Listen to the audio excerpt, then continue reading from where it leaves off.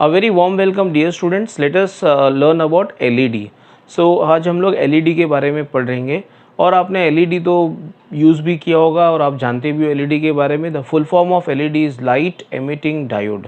तो let me first show you the symbolic representation of a light emitting diode. तो light emitting diode कुछ इस तरह से दिखाई देगा। This is the symbolic representation of a light emitting diode. ये पी साइड है, ये एन साइड है।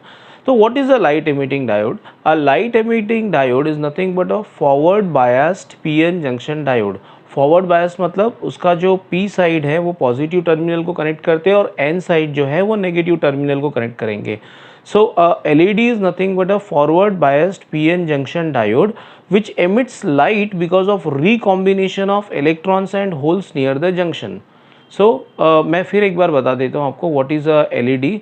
LED is a forward biased PN junction diode which emits light because of recombination of electrons and holes at the junction.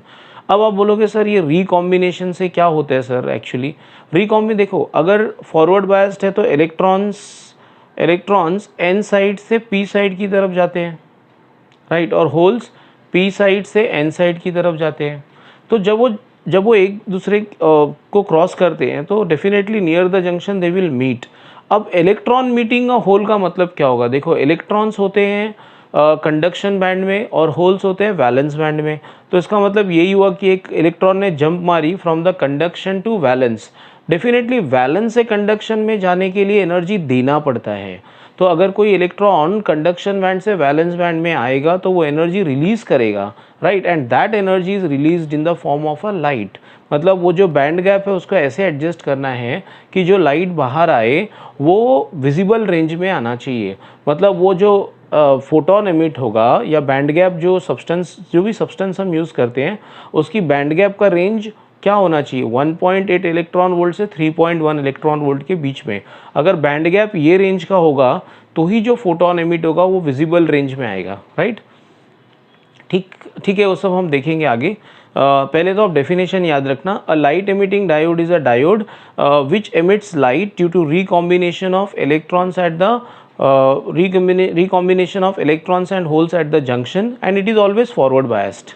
ठीक है, तो LED कुछ आपने देखा होगा, एलईडी कुछ इस तरह से दिखाई देता है, ओके। और या फिर ऐसा भी होता है एलईडी, सो आपने यूज़ भी किया होगा दिवाली डेकोरेशंस में।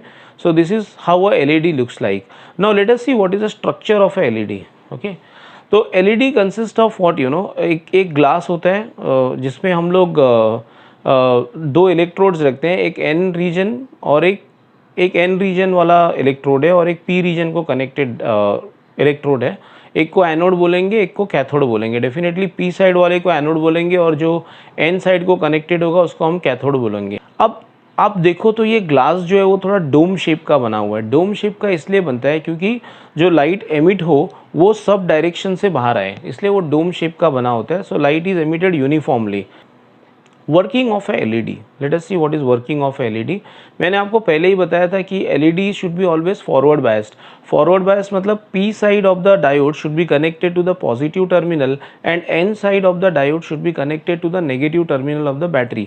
सो because of that what will happen, the holes will go from P to N and the electrons will go from N to P. और जब वो मिलेंगे एक दूसरे से तो फ्री इलेक्ट्रॉन अगर एक होल से मिल रहा है इसका मतलब वो क्या कर रहे हैं, वो कंडक्शन बैंड से वैलेंस बैंड में कूद रहे हैं। तो जब ऐसा होगा तो एनर्जी रिलीज होगा। We know whenever electron jumps from higher energy level to lower energy level it will emit a photon. वो जो बैंड गैप है वो इस तरह से एडजस्टेड होता है कंडक्शन और वैलेंस बैंड के बीच का, ताकि जो फोटोन निकले वो विजिबल रेंज में हो। विजिबल रेंज में मतलब उसकी एनर्जी 1.8 इलेक्ट्रॉन वोल्ट से 3.1 इलेक्ट्रॉन वोल्ट के बीच में होना चाहिए, तो ही उसका वेवलेंथ 4000 एंगस्ट्रॉन्ग से 8000 एंगस्ट्रॉन्ग के बीच में होगा, राइट।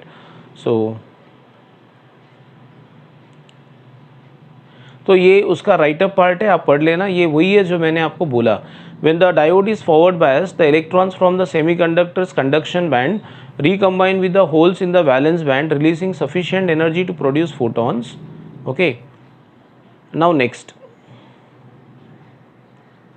अब ये कुछ मटेरियल्स है जो यूज़ करते हैं एलईडी बनाने के लिए, जैसे गैलियम आर्सेनाइड फॉस्फाइड या एल्यूमिनियम गैलियम फॉस्फाइड या जिंक सेलेनाइड। सो ये इसलिए यूज़ करते हैं ताकि हमको अलग अलग कलर्स मिले, और अलग अलग कलर्स इसलिए मिलते हैं क्योंकि बैंड गैप का एडजस्टमेंट उस तरह से हो जाता है। ओके, तो बहुत सारा रिसर्च करके पता चला कि ये सब मटेरियल्स यूज़ करने पे अलग अलग कलर मिलेगा। जैसे गैलियम आर्सेनाइड फॉस्फाइड यूज़ करो तो रेड कलर मिलेगा, राइट। और अच्छा, प्योर सिलिकॉन यूज़ नहीं करते मोस्ट ऑफ द टाइम्स, क्योंकि प्योर सिलिकॉन में क्या होता है कि बैंड गैप काफ़ी कम है। अगर बैंड गैप, मैंने बताया था आपको, बैंड गैप 1.1 इलेक्ट्रॉन वोल्ट है, तो जो वेवलेंथ ऑफ फोटोन आएगा, okay, that will be in the infrared reason. Wavelength ज़्यादा आएगा, ज़्यादा मतलब 8000 से भी ज़्यादा आएगा, तो इंफ्रारेड रेडिएशन एमिट होंगे। ओके, तो इसलिए हम लोग generally silicon as a pure crystal use नहीं करते, हम यूज़ करते हैं गैलियम आर्सेनाइड फॉस्फाइड या एल्यूमिनियम गैलियम फॉस्फाइड या जिंक सेलेनाइड। तो आपको ये बाय हार्ट करना पड़ेगा कि ये अलग अलग कॉम्बिनेशन यूज़ करने पे कौन से कलर्स निकलते हैं, राइट।